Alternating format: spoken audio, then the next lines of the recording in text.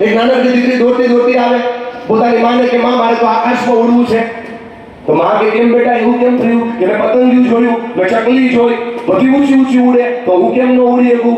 તો માએ કીધું ચાલ બે રોટલી ખાઈ લે, ઉડી જઈશ. તમે બધા હસો છો ને? એ દીકરી એટલે બીજું કોઈ નહીં, કલ્પના ચાવલા. માં જો તાકાત આપે તો દુનિયાની કોઈ પણ દીકરી ઉડી શકે. માં જો તાકાત આપે તો દુનિયાનું કોઈ પણ સંતાન ઉડી શકે. દાદા 10 વર્ષનો બાળક દોડતો દોડતો આવે અને મમ્મીને કે મમ્મી આ ચિઠ્ઠી વાંચતો.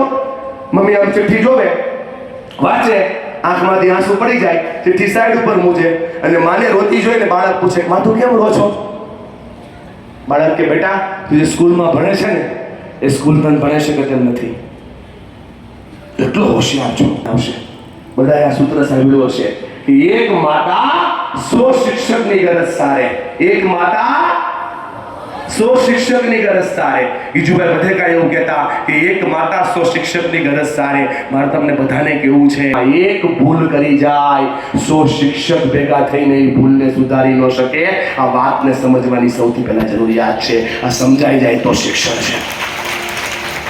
માએ કીધું બેટા આથી તને તારી માં ભણાવવાની ચાલુ કરશે. માં ભણાવવાનું ચાલુ કરે, માં ભણાવતી જાય, છોકરો ભણતો જાય, છોકરું બહુ હેરાન કરે, બહુ પરેશાન કરે, બહુ ભૂલો કરે. જેટલી વાર ભૂલો કરે ને એટલી વાર એની માં એને ગુલાબજાંબુ બનાવીને ખવડાવે. માં ગુલાબજાંબુ બનાવીને છોકરો ભૂલો કરે, તમે એવો થાય કે થોડા સમય પછી માને રાતે દેખાતું બંધ થઈ જાય. એટલે બાળક